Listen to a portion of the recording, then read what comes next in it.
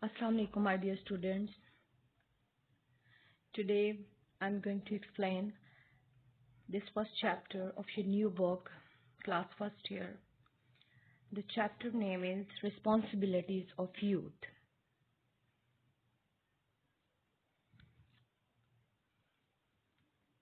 Basically, this chapter is a speech that is extract from Qaid-e-Azam's speech which he delivered at Dhaka University Convocation on 24th March 1948.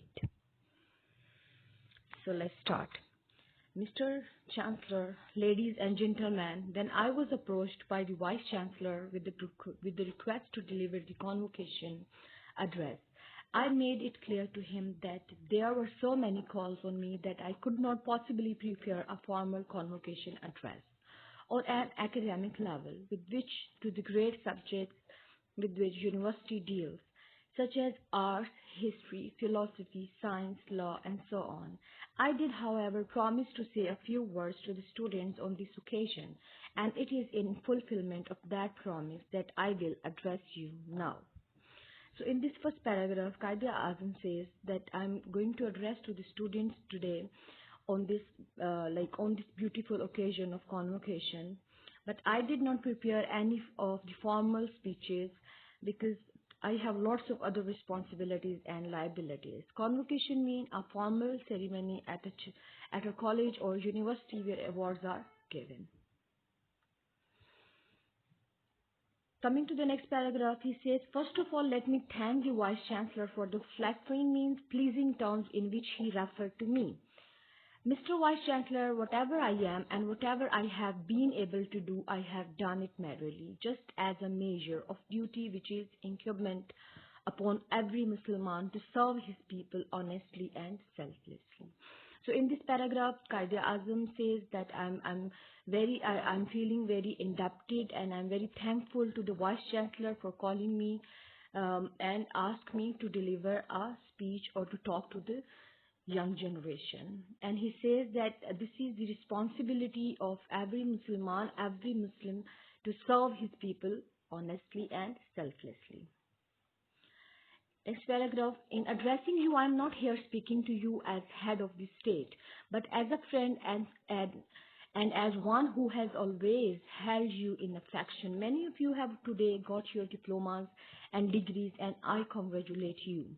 Just as you have won the laurels in your university and qualified yourself, so I wish you all success in the wider and larger world that you will enter.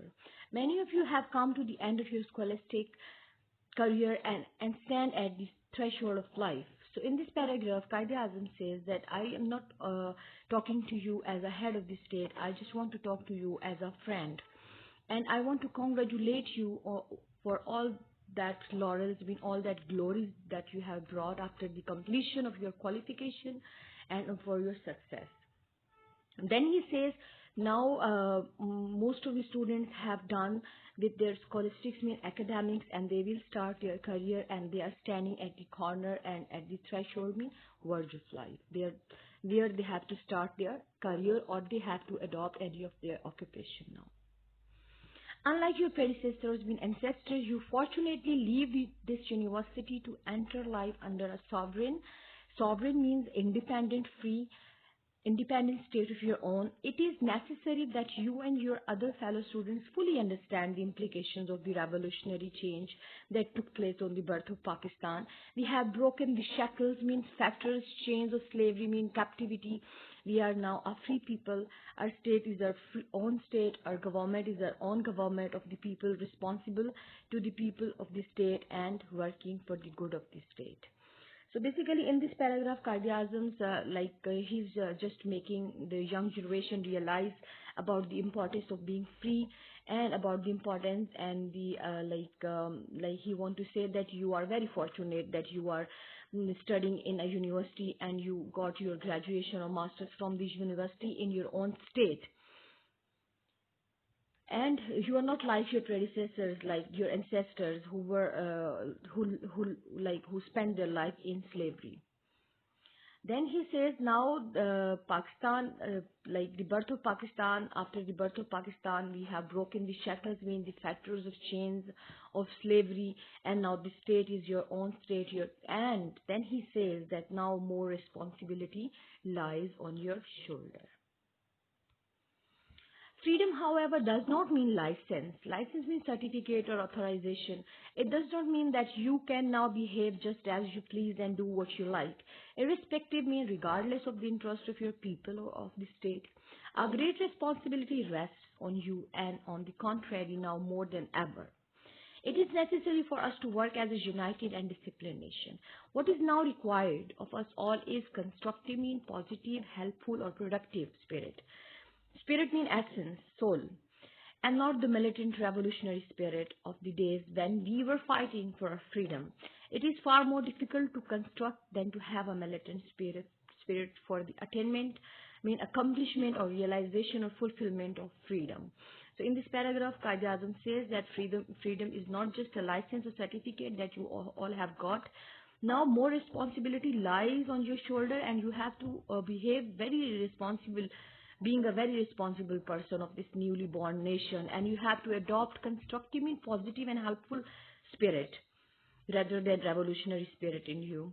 Then he is trying to make them realize that what is the importance of freedom and what is what they have to do for the attainment and the accomplishment of the freedom, and to maintain this freedom. Now, it is easier to go to jail or fight for freedom than to run a government. Let me tell you something of the difficulties that we have overcome and of the dangers that still lies ahead. Dangers still lie ahead. Thought it means let down, prevent someone from accomplishing something in their desire. In their desire means our enemies' desire to prevent the establishment of Pakistan. Our enemies turn their attention to finding ways and means to weaken and destroy us. Thus, hardly had the new state come into being when came the Punjab and Delhi Holocaust, means extreme destruction. Destruction on a very big scale, or slaughter on a mass scale. Thousands of men, women and children were mercilessly, pitilessly butchered, murdered. And millions were uprooted, they were displaced from their homes. Over 50 lakhs of these arrived in Punjab within a matter of weeks. So my dear students, you have to remember this figure, that about over 50 lakh of these arrival in Punjab, because these things can come in your as an MCQ in your exam. The care and rehabilitation, like restoration, the settlement problem of refugees, you can say, of these unfortunate refugees, immigrants stricken in body and in soul, presented problem which might well have destroyed many a well-established state. But those of our enemies who had hoped to kill Pakistan at its very inception, at its very beginning, by these means were disappointed. Not only has Pakistan survived the shock of the upheaval, that upheaval means turmoil or disorder, but also it has emerged stronger, more chastened and better equipped than ever. There followed in rapid succession other difficulties, such as withholding by India of our cash balances, of our share of military equipment, and lately the institution of an almost complete economic blockade of your province. I have no doubt that all right-thinking men in the Indian Dominion, authority or command, deplore these happening, and I'm sure the attitude of the mind that has been responsible for them will change. But it is essential that you should take note of these developments. They stress the importance of continued vigilance on our part. Your main occupation should be in fairness to yourself, in fairness to your parents, and indeed in fairness to your state, to devote your attention solely to your studies. So in this paragraph, Qaid-e-Azam is just telling the youth, the young generation, about all that problems, initial problems which this newly born country faced, Pakistan faced, and then he says that now you have to be very vigilant, and you have to be very active and very sharp-minded and very, you can see, very alert, highly alert. And you have to show your fairness, means your honesty to yourself, to your parents, and then to your countries. And first of all, you have to show your attention and your devotion for your studies. It is only thus that you can equip yourself for the battle of life that lies ahead of you. Only this will you be an asset and a source of strength and of pride to your state.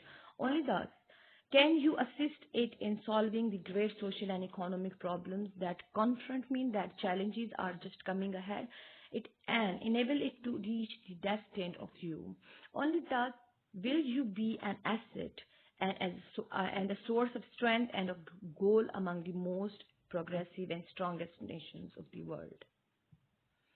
My young friends, I would therefore like to tell you a few points about which you should be vigilant and beware. Firstly, beware of the fifth columnist among ourselves. Secondly, guard against and weed out. And weed out means to remove. Selfish people who only wish to exploit you so that they may swim. Thirdly, learn to judge who are really true and really honest and unselfish servants of the state and wish to serve the people with heart and soul and support them. So in this paragraph, Qaid Azam just going to gave a few advices to the young generation of this nation, and he says that first of all you have to you have to be very vigilant about all those people who are living inside you, and they will cut your roots and they will work against you. Then you have to remove them. Secondly, the selfish people, and then thirdly you have to judge that who is true and honest and who is unselfish servant of the state. And then he suggests that you have to serve with those honest people with your heart and soul, and you have to support them who are working in the favor of your country. There is another matter that I would like to refer to, my young friends. Hitherto is an archaic word. It is taken from Old English notes. It means yet up till now you have been following the rut. Rut कहते हैं unusual or fixed practice. You get your degrees, and when you are thrown out of this university in thousands, all that you think and hanker me, you will wish for, or you will be obsessed for, is government service. As your Chancellor has rightly stated, the main object of the old system of education and the system of government existing. Hitherto was really to have well-trained, well-equipped clerks. Of course, some of them went higher and found their level, but the whole idea was to get well-qualified clerks. So in this paragraph, Qaid Azam is talking about the traditional style of thinking, the olden style of thinking, and he says that hitherto means up till now people are only getting higher education to get, and they are following the rut. Rut means a usual or fixed practice, thinking about getting a government job or become to hanker for the government job or to feel as if they will get a government job after the completion of their education. And then he says, as your vice chancellor highly stated, that he has already explained this point, that what is the olden style of thinking, that after the completion of the education, the purpose is to get highly trained or to have highly trained or well-equipped clerks. Now he is going to say something new. Qaid Azam is going to suggest something new to the generation in the upcoming paragraphs. Civil service was mainly staffed by the Britons, and the Indian element was introduced later on, and it went up progressively. Well, the whole principle was to create a mentality, a psychology, and a state of mind that an average man, when he passed his BA or MA, was to look for some job in government. If he had it, he thought he had reached his height. I know, and you all know that what has been really the result of this. Our experience has shown that an MA earns less than a taxi driver, and most of the so-called government servants are living in a more miserable manner than many menial, unskilled or trivial servants who are employed by well-to-do people. Now, in this paragraph, Qaid Azam says that this is a fixed set of mind that after the completion of graduation or masters, everybody wants to get a government job, and if they get it, they feel as if they have reached his or her height, they have gotten their goals. But he says that now the concept is changed, and you have to adopt this changed concept. And he gave an example. He says that an MA earns less than a taxi driver, and Qaid Azam is just going to emphasize on some other works, private jobs as well.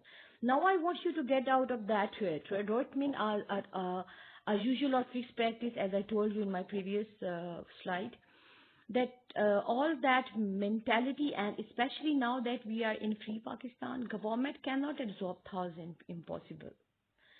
But in the competition to get government service, most of you will be demoralized. Government can take only a certain number, and the rest cannot settle down to anything else and being disgruntled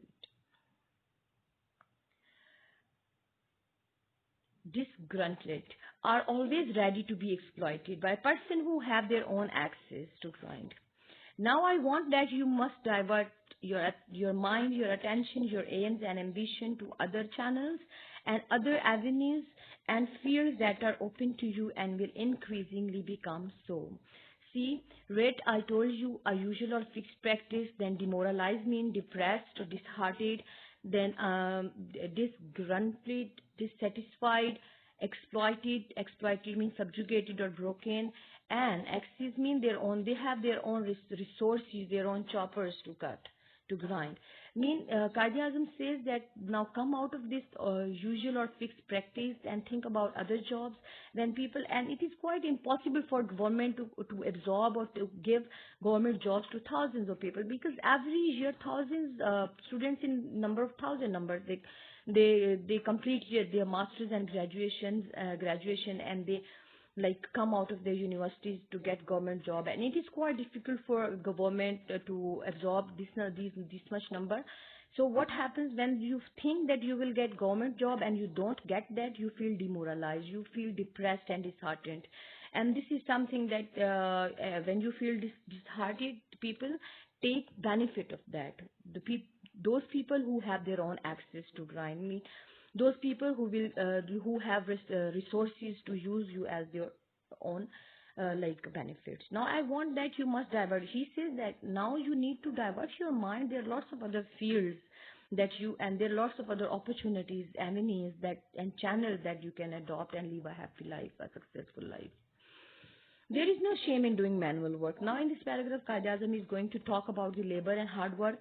Other work, manual work mean manual work and labor. There is an immense scope in technical education, for we want technically qualified people very badly. You can learn banking, commerce, trade, law, etc., which provide you many opportunities now. Already you find that new industries are being studied, new banks, new insurance companies, new commercial firms are opening, and they will grow as you go on. Now these are avenues and fields open to you. Think of them and divert your attention to them, and believe me, you will be their benefit yourself more than by merely going in for government service and remaining there in what I should say a circle of clerkship, working there from morning till evening in most dingy, mean dirty and stained, gloomy and uncomfortable condition. He says being a government servant, you have to go early in the morning and then you have to spend the whole day over there. And if you will do something else, you will do your own work or any other technical work, like you are not supposed to give much time to your work, and you will earn far more better than the government job. An uncomfortable condition. You will be far more happy and far more prosperous, with far more opportunities to rise if you take the commerce and industry, and will thus be helping not only yourself but also your state. I can give you one instance, mean example or order or request, you can say. Instance mean example over here. I know a young man who was in government service for years ago. He went into a banking corporation on 200 rupees because he had studied the subject of banking, and today he's manager in one of their firms and drawing 1500 rupees a month in just 4 years. These are the opportunities to have, and I do impress upon you now to think in these terms. So the speech is completed. Over here in this last paragraph, Qaid Azam giving an example of a man who started from a very low pay, and then he worked hard, and then he excelled in that field, and he got like some good pay after that. After a few years, he started to earn more than ever. So he says that you need to adopt some other fields as well, and Pakistan badly needs technical equipped and technically qualified people, and it will be helpful for your state, for the progress of your state. So my dear students, the explanation of the chapter is done over here. Now in my next class, I will talk about the summary of this chapter, inshallah. Up till then, I hope you will find it benefit for you. If you find it beneficial, sorry, if you find it beneficial for you, and then I hope you will like and subscribe my channel, and you will press bell icon and share. Thank you so much for your listening. Allah Hafiz.